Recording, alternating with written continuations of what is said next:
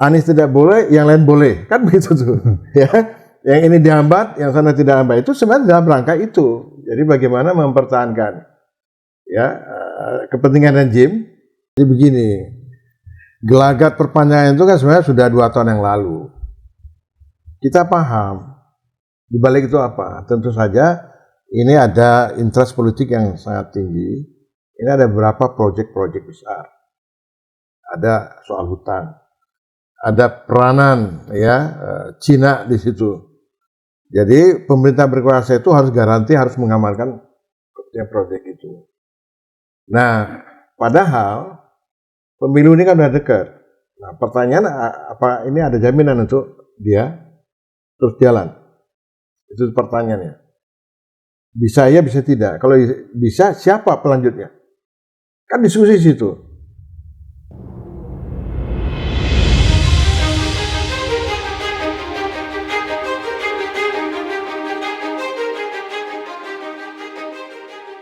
Pemirsa, berjumpa lagi dalam Bincang Spesial Jurnal Politik TV. Pernyataan Lanyala, Ketua DPD RI, yang mengusulkan penundaan pemilu dan menambah masa jabatan presiden 2 tahun, berbuntut panjang pro kontra atas usulan dari Lanyala itu menjadi ramai. Koalisi Aksi Menyelamatkan Indonesia atau KAMI menyelenggarakan satu diskusi yang menghadirkan beberapa tokoh bertajuk menolak perpanjangan masa jabatan presiden. Kita ingin membahasnya hari ini bersama 2 orang tokoh kita yang juga tokoh kami juga ini, yaitu Associate Profesor PB Masa Jafar, Ketua Program Doktoral Ilmu Politik Sekolah Pascasarjana UNAS, dan akademisi dari Universitas Ibnu Khaldun, Dr. N.S. Kaban. Ya Bang TB, beriringan dengan usulan penambahan masa jabatan 2 tahun itu yang diusulkan Lanyala juga secara terang benderang menyampaikan di forum, di acara HIPMI itu, bahwa dia sudah mengatakan ke Puan untuk kembali ke Undang-Undang Dasar 45, ya kan? Bahkan sudah disampaikan juga ke Pak Jokowi untuk mengeluarkan dekret. Ini apakah berkaitan gitu kan? Sehingga publik kan bertanya-tanya ini, ya, tambah 2 periode kembali ke... Itu 2 hal yang berbeda. Itu 2 hal yang berbeda. Satu, ini yang dikoreksi oleh masyarakat. Yang pertama, ini ada gejala abuse of power. Ada penyimpangan kekuasaan. Ya, kita lihat indeks korupsi, indeks HAM, belum lagi soal kelompok oposisi yang ditekan ya, tidak ada kebebasan dan seterusnya. Jadi kekuasaan ini sebenarnya dia tidak lagi memiliki legitimasi. Itu yang saya katakan krisis. Nah, kalau itu dilakukan, maka kita tidak hanya krisis ekonomi yang sedang kita hadapi, di situ juga ada krisis moral. Kekuasaan itu mengabaikan moral, mengabaikan etika. Orang kalau sudah dikasih amanah 2 periode berhenti, apalagi tidak ada alasan yang cukup kuat, bisa ada legitimasinya apa? Kalau keadaan darurat, itu boleh diperpanjang. Nah, tapi kita juga melihat ada juga usaha-usaha untuk menciptakan keadaan darurat gitu ya. Nah, jadi ini krisis, ujungnya krisis gitu ya.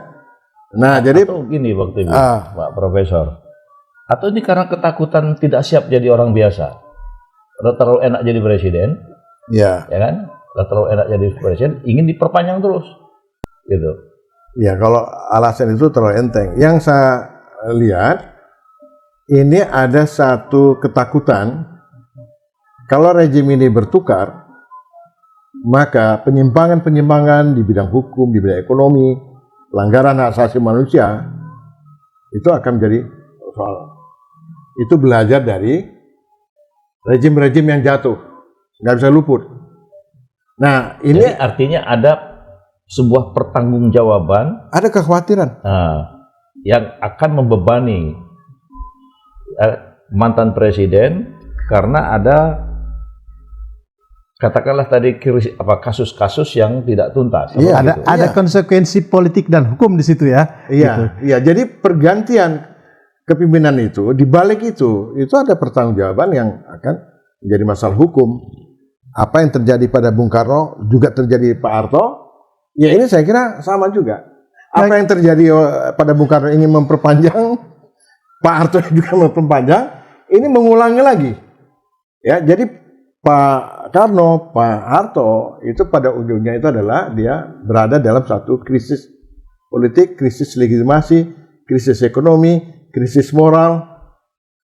Nah ini yang sedang terjadi. Baik, kita kembali ke soal konstitusi tadi, soal Undang Dasar 45. Pak Kaban, tadi Bang TB kan kembali mengingatkan bahwa reformasi ini ada yang belum tuntas. Pak Kaban kan orang yang mengalami langsung proses awal reformasi itu, bahkan Pak Kaban menjadi salah satu anggota parlemen yang banyak terlibat dalam perubahan-perubahan itu, termasuk dalam amandemen Undang-Undang Dasar 45. Persoalan yang mencuat waktu itu, krusial waktu itu justru adalah masa jabatan presiden. Itu yang menjadi hangat, menjadi topik utama, ya kan? Pak Harto berkuasa 32 tahun supaya tidak terulang lagi karena kekuasaan itu cenderung korup dan seterusnya. Kemudian dibatasilah masa jabatan presiden. Tiba-tiba sekarang banyak suara-suara kita kembali lagi ke Undang Dasar 45 yang asli. Artinya kembali tidak membatasi jabatan presiden. Menurut Pak Kaban seperti apa? Begini, jadi kita sudah menjalani reformasi ini hampir 20 tahun. Ya kan? Nah, agenda reformasi itu sudah disepakati. Dan itu dimulai dengan bagaimana kita membenahi Undang-Undang Dasar melalui amandemen, dan amandemen itu dilakukan sampai 4 kali. Ya kan? Itu semata-mata karena ingin reformasi itu memberikan pengaruh yang signifikan untuk Indonesia ke arah yang lebih baik. Kan itu poinnya, itu poin penting. Nah, persoalannya adalah bahwa apa yang diagendakan oleh reformasi itu kan tidak berkesinambungan. Tidak berkesinambungan antara satu pemerintah dengan pemerintah-pemerintah selanjutnya.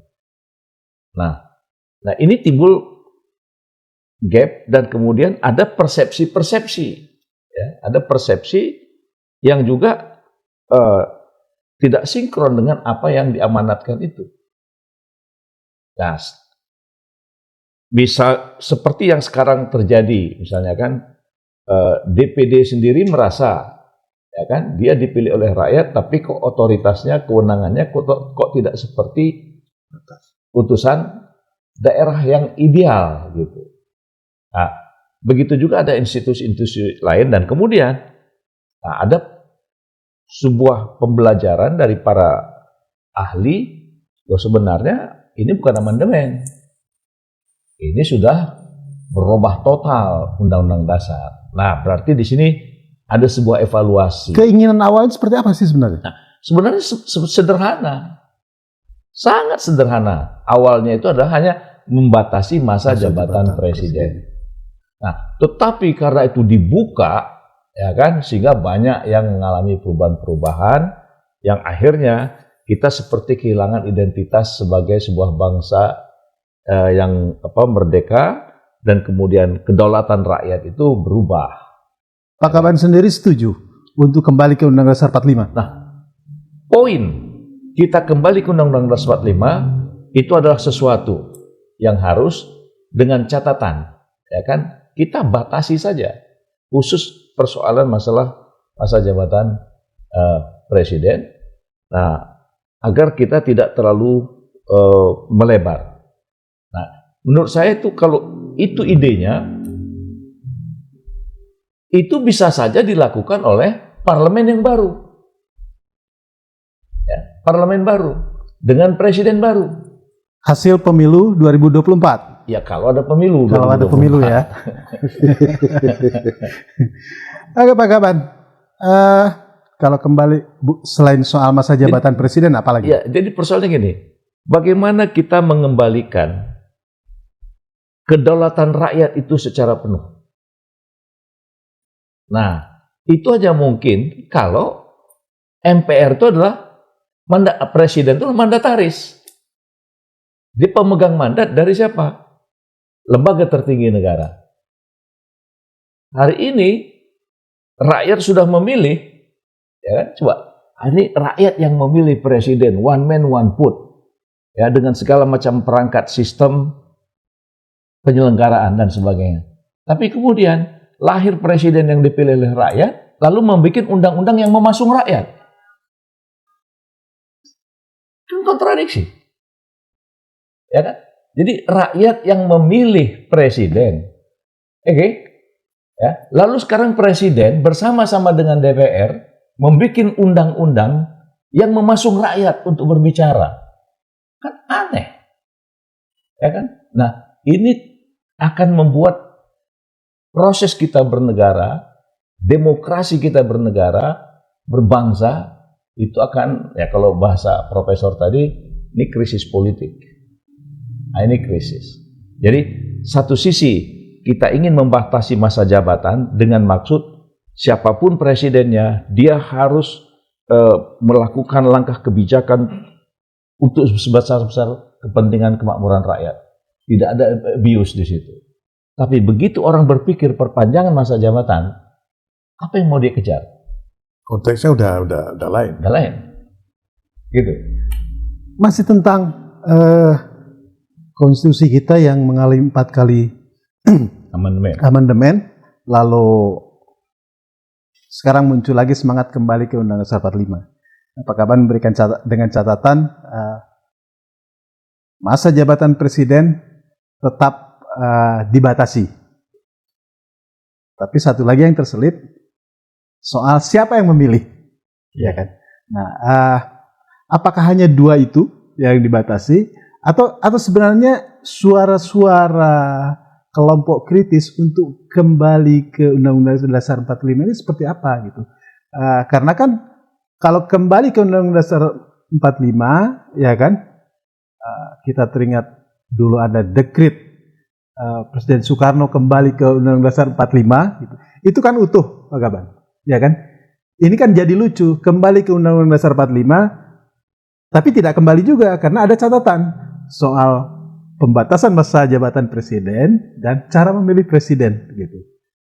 Artinya kan kalau murni kembali saja, misalnya, ya kan, gitu. Jokowi masih boleh dipilih lagi nih. Cuma persoalannya mungkin nanti yang milihnya siapa, kan itu jadi problem gitu, ya kan? Ya sebenarnya bukan problem, ini power play, ini permainan politik. Anda melihatnya sebagai permainan politik ya? Sederhana sekali, ini ada tukar tambah atau sangat simpel sekali, tidak ada hubungannya satu soal kembali ke Undang-Undang 45 dengan perpanjang masa jabatan presiden. Apa korelasinya? Tidak ada. Yang menjadi concern kita adalah perubahan mekanisme sirkulasi perubahan kepemimpinan itu diatur di dalam mekanisme pemilu. Jadi kalau pemilu itu meleset, itu tandanya apa? Pemerintah itu gagal. Ini ada krisis politik. Itu saja. Terkait soal permainan ini, ya kan? Publik ada yang juga curiga. Jangan-jangan ini sekedar permainan untuk membatalkan calon-calon presiden yang sudah muncul. Jadi Anies bisa gagal nyapres, Prabowo bisa gagal nyapres, ya kan? Karena kan kalau ditambah 2 tahun belum tahu juga ini ke depannya mau seperti apa. Apakah dipastikan 2026 akan pemilu atau seperti apa gitu, ya kan? Pak Kaban melihatnya seperti apa nih? Ini kan apakah ini ya permainan politik untuk mencegah seseorang menjadi presiden aja ini? Ya, bukan hanya itu. Jadi begini, gelagat perpanjangan itu kan sebenarnya sudah 2 tahun yang lalu. Kita paham di balik itu apa? Tentu saja ini ada interest politik yang sangat tinggi. Ini ada beberapa proyek-proyek besar. Ada soal hutan, ada peranan ya Cina di situ. Jadi pemerintah berkuasa itu harus garansi harus mengamankan proyek itu. Nah, padahal pemilu ini kan udah dekat.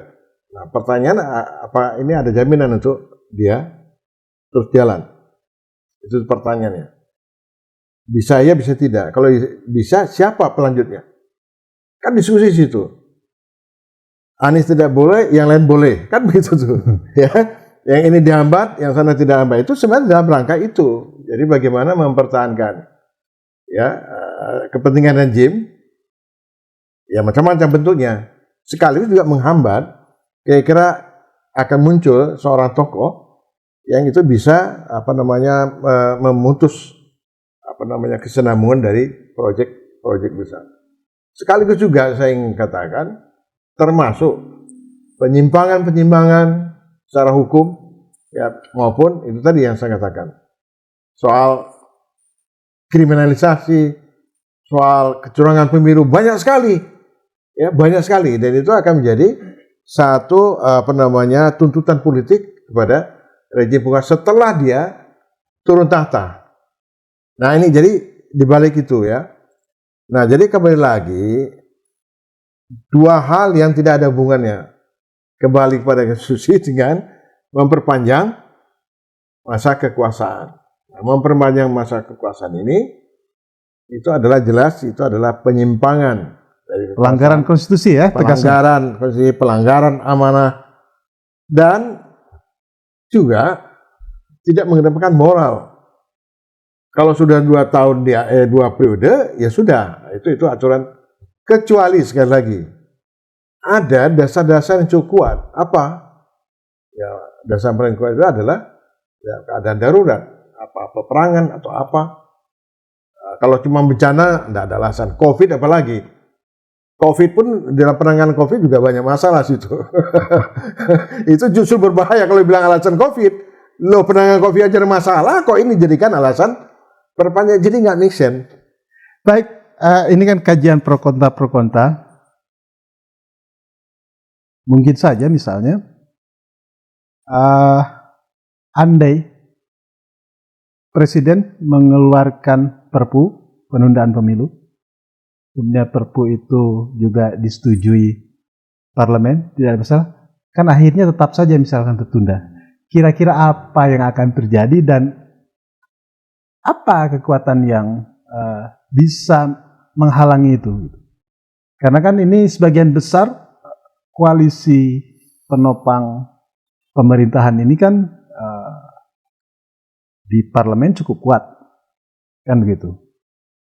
Contohnya misalnya RUU-KUHP hanya 1-2 partai saja, tapi selebihnya lolos gitu. Nah ini kan kalau keluar Perpu juga bisa aman-aman saja. Kira-kira apa yang akan terjadi nih Pak Kaban? Ya, jadi saya kembali kepada pendapat Profesor Rudi. Ini ada krisis, ya, ada krisis, dan kemudian ini ada sebuah permainan politik, ya, permainan kekuasaan, power play, dan juga ada persoalan yang berhubungan dengan abuse of power. Ya. Jadi ini satu dengan yang lain saling berjalin berkelindan. Nah, saya berjalan berkelindan. Nah, melihat apa yang disampaikan oleh Profesor TB Masa tadi, ya, kita kan bisa merasakan ini sebagai sebuah keprihatinan. Ini sebuah keprihatinan. Kalau kemudian keprihatinan situasi ini diambil langkah, diambil langkah dengan membuat perpu misalnya, melihat kualitas dan kapasitas parlemen hari ini, padahal parlemen itu adalah dari partai-partai politik yang mengusung presiden. Tapi yang uniknya, partai-partai politik seperti tak berdaya untuk mengatakan tidak kepada presiden. Ini unik. Partai politik yang mengusung calon presiden dan kemudian jadi presiden, lalu kemudian presiden membuat sebuah peraturan pengganti undang-undang yang itu belum tentu menguntungkan partai politik, tapi tidak berani mengatakan tidak. Nah, ini bagian, menurut saya juga bagian krisis yang sangat menyakitkan untuk bangsa ini. Parpol pengusung presiden tunduk patuh kepada apa maunya presiden, dan pada apa yang diinginkan presiden itu belum tentu bermanfaat untuk kepentingan rakyat, untuk kepentingan bangsa. Itu ininya. Nah, tapi kalau dilihat dari apa yang sudah terjadi selama ini, ketika presiden bikin perpu, langsung diiyakan sama DPR. Mengiyakan DPR. Nah, jadi artinya kalau DPR mengiyakan, menyetujui apa yang di perpu yang presiden, berarti presiden melangkah sesuai dengan keputusan perpu. Nah, sebaliknya, kalau partai-partai politik, parlemen menolak perpu itu, maka tidak ada cara lain terkecuali presiden mengundurkan diri, karena udah nggak ada harganya lagi. Nah, ini yang bahasa krisis, bahasa krisis. Jadi memang kita dihadapkan pada pilihan. Nah, tetapi kalau kita memikirkan bangsa dan negara, harusnya kepentingan rakyat itulah yang harus kita nomor satukan, bukan kepentingan bagaimana saya. Tidak begitu dong cara berpikirnya. Jadi bagaimana rakyat saya, bagaimana bangsa saya, bagaimana negara saya, menghadapi persoalan-persoalan yang semakin berkembang ini. Gitu. Nah, jadi saya melihat bahwa perpu itu kalau itu sekarang dikeluarkan bisa saja. Nah, tapi ingat juga Bung Adi, dekret di Indonesia itu banyak pengalamannya. 5 Juli 1959 itu Bung Karno didukung oleh semua partai politik. Semua partai politik konstituante setuju. Jadi dekret 5 Juli 1959 itu disetujui karena sudah ada kompromi. Menyangkut dasar negara pada waktu itu yang begitu ketat, begitu luar biasa, menyita energi anggota-anggota konstituante. Nah, tapi kemudian Bung Karno atas permintaan tentara Pak Nasution waktu itu, demi kepentingan Indonesia, bayangkan, bubarkan konstituante. Ini kalau mau bikin dekret, bubarkan DPR. Nah, ayo. itu tadi kan tidak ada alasan yang cukup. Jadi kalau dulu bubarkan konstituante, bubarkan parlemen, menteri-menteri ganti, tinggal Bung Karno sendiri, tapi dia didukung oleh tentara waktu itu, TNI, Panglima. Nah, tapi kan kalau ujung-ujung sebentar dulu. Nah, Gus Dur pernah bikin dekret, gagal. Akhirnya Gus Dur keluar dari istana. Nah, jadi artinya dekret di Indonesia ini ibaratnya udah stand satu-satu. Pernah sukses, pernah gagal. Nah, jadi kalau misalnya sekarang mau bikin dekret lagi, apakah standnya jadi 21 gagal? Dua gagal, satu menang, kan satu sukses gitu. Satu hal, Pak Kaban, yang Pak Kaban ceritakan, Dekret 5 Juli 59 itu oleh Soekarno, itu kan usulan demi bangsa dan negara karena Dewan Konstituante itu berdebat begitu keras, tak selesai-selesai ini. Tetapi enggak, waktu masih ada loh. Ya. Jadi waktu yang tersedia masih ada.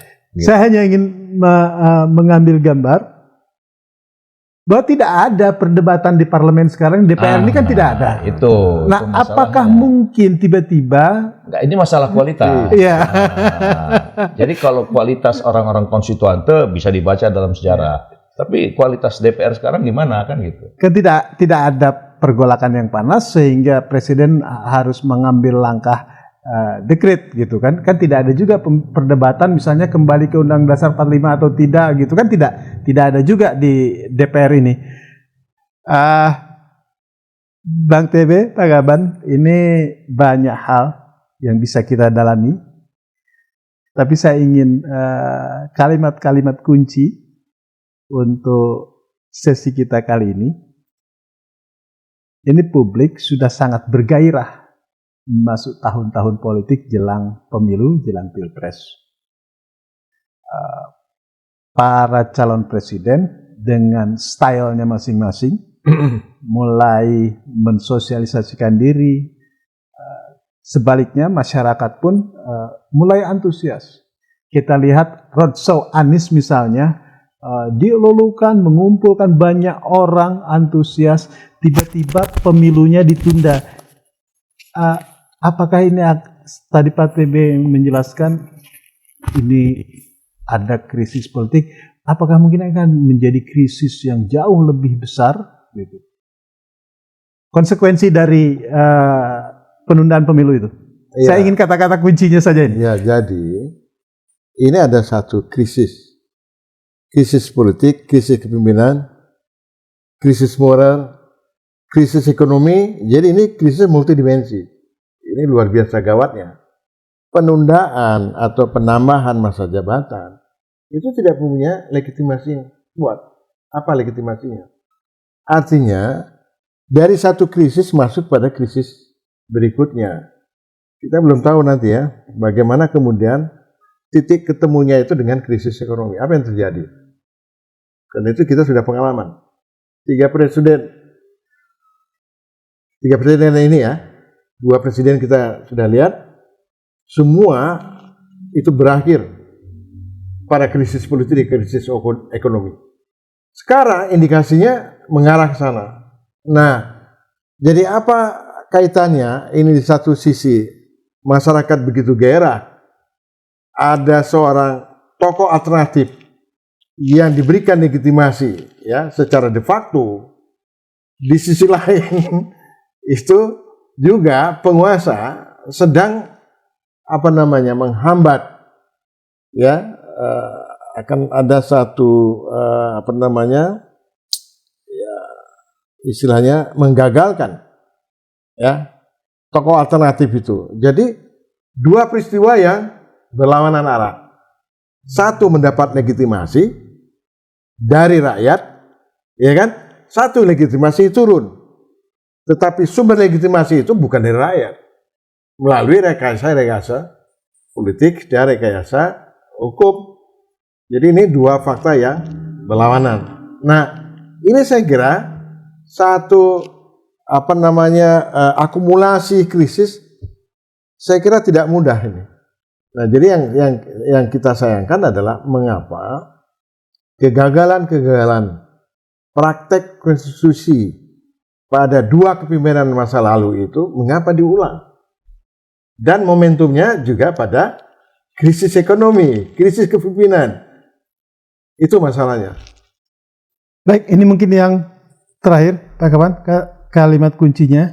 Ya. Pilihannya apakah untuk kepentingan bangsa ini pemilu tetap dilangsungkan sesuai dengan tahapan yang sudah disiapkan atau ditunda? Mana mudarat, mana manfaat yang lebih besar? Begini, Bung Adi, saya tetap ingin mengingatkan kita semua bahwa untuk membangun bangsa ini, ya, untuk membangun bangsa ini, maka seluruh komponen ya, atau seluruh penyelenggara pemerintahan di negara ini kembalilah kepada amanat pembukaan Undang-Undang Dasar 45. Itu adalah pesan bagaimana kita membangun negara dan bangsa ini. Ketika kita berbicara apa pesan pembukaan Undang-Undang Dasar 45, kita tidak berpikir tentang diri kita, tapi kita berpikir tentang bangsa, kita berpikir tentang rakyat. Nah, oleh karena itu, seorang presiden sebagai kepala pemerintahan atau sebagai kepala negara, dia harus menjadi bapak seluruh rakyat Indonesia. Ya. Jadi nuansa-nuansa, katakanlah ingin menggagalkan, menjegal, menurut saya itu adalah satu langkah perbuatan yang sangat tidak sesuai dengan moral, ya, moral dari amanat pembukaan Undang-Undang Dasar 1945 itu. Itu dari saya. Oke, baik. Pak Kaban dan TB, dalam sesi-sesi selanjutnya kita akan coba gali lebih dalam ini. Karena kan kita ingin melihat juga respon publik dengan isu penundaan pemilu ini. Terima kasih atas kehadirannya di Jurnal Politik TV. Pemirsa, nantikan bincang menarik lainnya seputar perkembangan politik di tanah air di tahun-tahun politik jelang pemilu 2024 bersama Jurnal Politik TV. Billahi taufiq wal hidayah. Assalamualaikum warahmatullahi wabarakatuh. Merdeka.